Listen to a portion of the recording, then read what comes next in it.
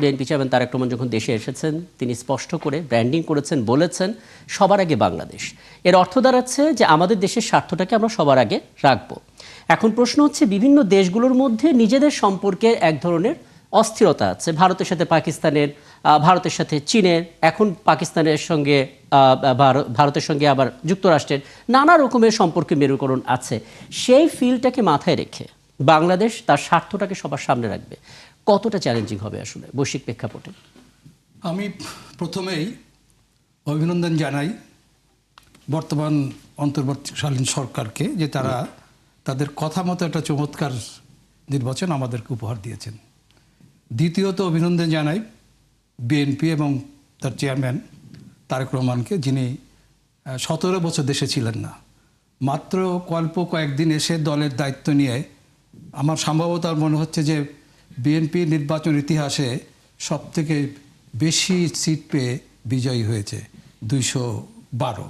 এটা এই অল্প সময়ে তার নেতৃত্বের গুণাবলীর একটা অসাধারণ দৃষ্টান্ত আমরা দেখতে পাচ্ছি। তৃতীয় হচ্ছে যে আসলে এখানে বিএনপি জোট এবং জামাত জোট উভয়ই বিজয়ী হয়েছে। ভালো মানের রডের থেকেও 12% অধিক শক্তিশালী। আকিজ ইস্পাত, কমিটেড টু কোয়ালিটি। উভয়ই বিজয়ী হয়েছে। এই কারণে বলছি যে উভয়ই কিন্তু গত 17 বছর আওয়ামী লীগের নির্মম নিষ্ঠুর নির্যাতনের শিকার হয়েছে। সেই দিক দিয়ে বিবেচনা করলে উভয়ই বিজয়ী হয়েছে। সুতরাং উভয়কে আমি অভিনন্দন জানাতেই পারি। তবে আপনি যে প্রসঙ্গটা আছে, প্রসঙ্গটা আরও অন্যদিকে যাব। সেটা হলো যে বাংলাদেশ, যে ভারতের প্রসঙ্গ আসছে, দেখেন ভারতের সঙ্গে বাংলাদেশের অসাধারণ সম্পর্ক হতে পারত। কারণ যে দেশটি 1971 সাল স্বাধীনতা যুদ্ধে আমাদেরকে সাহায্য করেছে, সব দিক দিয়ে সাহায্য করেছে, কিন্তু এই জন্য আমরা দায়ী না, এই সম্পর্ক খারাপ যেন আমরা দায়ী না, যে ভারত দায়ী। এবং আজকে 54 বছর পরে বাংলাদেশের সাথে ভারত কী ধরনের সম্পর্ক করবে সেটা ভারতকে নির্ধারণ করতে হবে। আমরা কিন্তু কখনোই আমরা চাই না যে আমরা 3 দিক দিয়ে ভারতকে পরিবেষ্টন করেছি, না ভারত আমাকে 3 দিক দিয়ে পরিবেষ্টন করে রেখেছে, সেটা একটা ব্যাপার। কিন্তু বাংলাদেশ, আপনি একটা জিনিস, খুব পটেনশিয়াল কান্ট্রি। কারণ একটা ছোট্ট দেশ, তার 15 কোটি মানব সম্পদ শক্তি, 15 কোটি মানুষের একটা শ্রমশক্তি আছে। ছোট্ট দেশ, এইরকম 2টা পোর্ট পৃথিবীর খুব কম দেশে আছে। মানে অসাধারণ সম্ভাবনার একটা জায়গা এটা। এবং আপনার মনে আছে যে আমাদের দেশনেত্রী এবং খালেদা জিয়ার সময়ে ইস্ট লুক একটা স্লোগান আমাদের সামনে ছিল, কারণ পূর্ব দিকে যাওয়ার। এবং ইন্ডিয়া সবসময় মনে করে যে তার পূর্ব দিকের গেট হয়ে হচ্ছে বাংলাদেশ। তা আমরা যদি খুব সুন্দর সম্পর্ক রাখতে পারতাম 2টা দেশ, তাহলে অসাধারণ এক বাণিজ্যিক একটা জোন হিসাবে প্রতিষ্ঠা হতে পারত। ইভেন বাংলাদেশ এমনও হতে পারে যে বার্মার সাথে আমরা যদি চীনের সাথে একটা সংযোগ স্থাপন করি, তাহলে আমরা পরিপূরক একটা অর্থনৈতিক শক্তি হিসেবে দাঁড়াতে পারি। অসম্ভব ধরনের। কিন্তু এই সবগুলো জিনিস ধ্বংস হয়ে গেছে আওয়ামী লীগ তার একতরফা কূটনীতির কারণে। কারণ ভারত ছাড়া আর কেউ তাকে সম্পর্ক থাকবে না।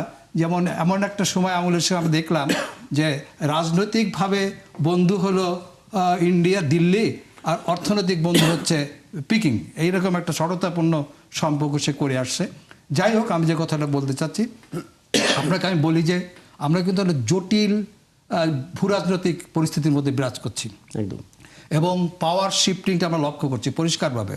সিনাই যুদ্ধের সময় যে অবস্থাটা ছিল, সিনাই যুদ্ধের পরবর্তীকালে যে আমেরিকার একক শক্তি হিসাবে তার যা অবস্থান, সেটার থেকে কিন্তু এখন একটা মাল্টিপোলার ওয়ার্ল্ড। এখন একটা মাল্টিপোলার ওয়ার্ল্ড, এখানে শক্তির কেন্দ্রগুলো নানাভাবে। হ্যাঁ, আমি শুধুমাত্র এই অংশটাকে যদি একটু সংক্ষেপে জানিয়ে দেন তাহলে পরবর্তী আলাপে যেতে সুবিধা হয়। সেটা হচ্ছে নেগোসিয়েশনের জায়গা নিজের স্বার্থটাকে সামনে রাখা কতটা চ্যালেঞ্জিং? এটা অবশ্যই চ্যালেঞ্জিং। সেক্ষেত্রে লিডারশিপের উপর নির্ভর করবে। আপনাকে একটা জিনিস বলে রাখি, যখন সিনাই যুদ্ধ চলে তখন নর্থ কোরিয়া এবং চীন এবং রাশিয়ার সম্পর্ক খুবই খারাপ ছিল।